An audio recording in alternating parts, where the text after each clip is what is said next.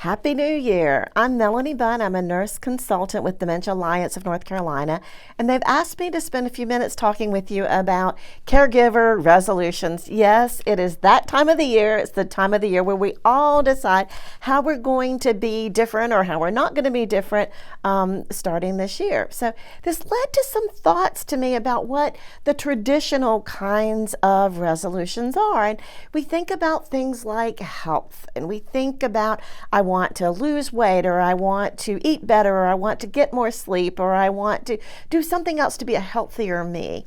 Think about things like financial resolutions. I want to save more money, or spend my money differently, or give more money, or make more money. Things about relationships. I want to be more present with my friends. I want to spend more time connecting with people in person and less time kind of just hanging out on Facebook. But that's really not the kind of resolutions we're talking about when we're talking about caregiver resolutions. We're thinking about things like, I want to be more patient. I want to spend more time with this person. I want to have people help me. I want to be able to say yes when people offer me help. So those are the kinds of changes we're going to be talking about. But as we talk about those changes, I think they follow a really natural pattern of other kinds of resolutions that we make. So it seems to me that there are really three approaches to resolutions or to goals. There's the everything, there's the nothing, and there's SMART goals. And we're going to talk about each of those. So people who want to change everything, these are people who at the beginning of the year say, I am going to, all of those things I listed before, yes, I'm going to lose weight, I'm going to be financially more responsible, I'm going to exercise more, I'm going to eat clean, I'm going to donate to Earth funds, I'm going to spend time with everybody all the time, I'm going to be completely present. And what happens to those people is, if they're like me, because I'm one of those people, before the parades are off, if not before the parades are off, by the time the first football game starts on New Year's Day, I'm done. I've already broken all my resolutions and I have to wait till next year. That doesn't work. It's not successful.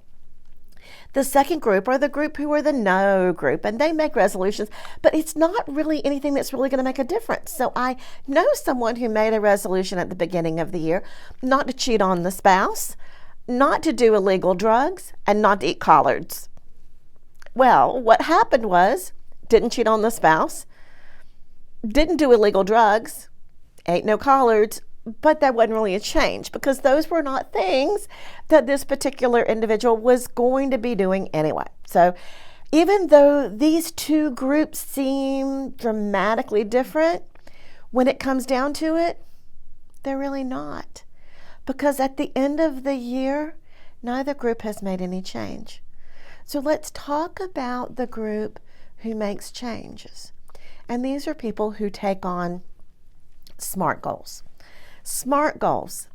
S stands for specific, and that means it needs to be something that's really clear, how it's going to be different next year than this year, or next month than this month, or next week than this week. What are you actually going to accomplish? It needs to be measurable, which means you can see the difference. You can measure, I did it this many times or not this many times. I'm going to give you a hint about measuring. You can either measure how often or how much you do something, or that you don't do something.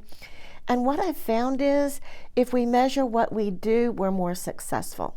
So instead of saying, I'm not going to do this, to say, I am going to do this is more likely and measurable. Let me give you a specific example.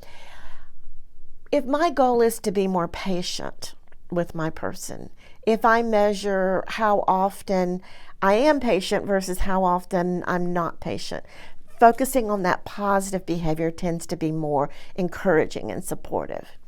It needs to be achievable. Now, if I say I want to be perfect and I never, ever, ever in my life want to lose my temper again, I can say that, but I'm a human being. And even though I'm a loving human being, and even though I'm a committed human being, I am still a human being. So your goal needs to be achievable. It needs to be relevant. And that means meaningful to me in my situation.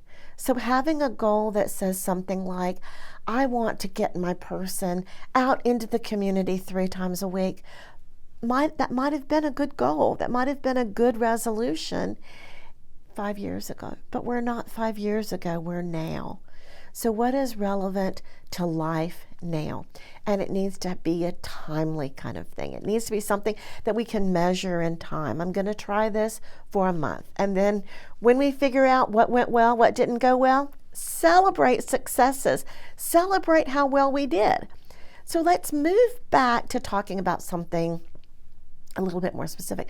So let's say my New Year's resolution or my January resolution, I want to be more patient. Well, it's not very measurable. It's not very specific. I need to dig in a little bit and see what really leads me not to be patient. When am I most likely to not be patient with my person?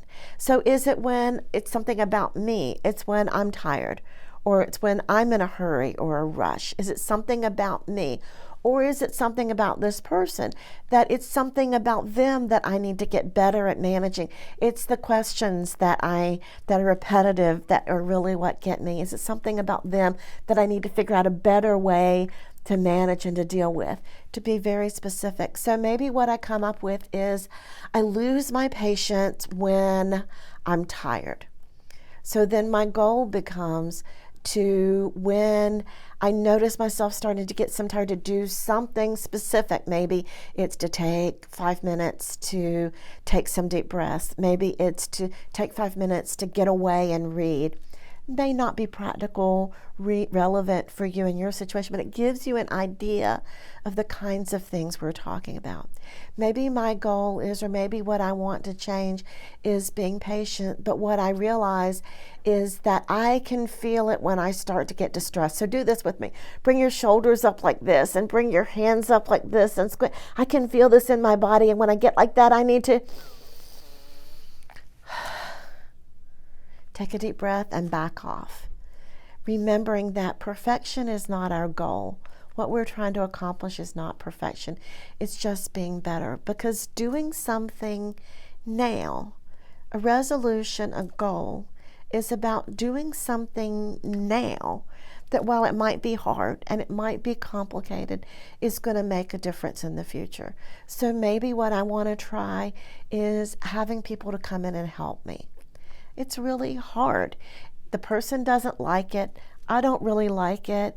It goes really complicated, but in the long run, it's going to make life better for our family. It's going to make life better for our partnership. So take a moment to reflect. What are you going to do, starting not some undefined time, the perfect time, the first of the year or the first of the month or the first of anything? What are you going to do starting now? Not to make things perfect, but to make this change. And then take a moment and think about, what do I need? What do I need to do this? Do I need a supportive community? Do I need to find a support group? Or do I need to bring people in who are already part of my life? Do I need education or knowledge? Do I need to reach out for people who know more about this than I do? People who know how to help me in ways that I'm not sure about? Do I need some resources, like some real tangible kinds of things like devices or equipment? Or do I need some scheduling? What do I need? What are the tools that I need to do to make this better? And finally, take a deep breath and realize that you're not alone. There are people here at Dementia Alliance of North Carolina who want to help you through this. They're there for you. So take a deep breath, figure out what you're going to do, how you're going to do it, what you need to make it really realistically happen, and make those connections. Happy New Year.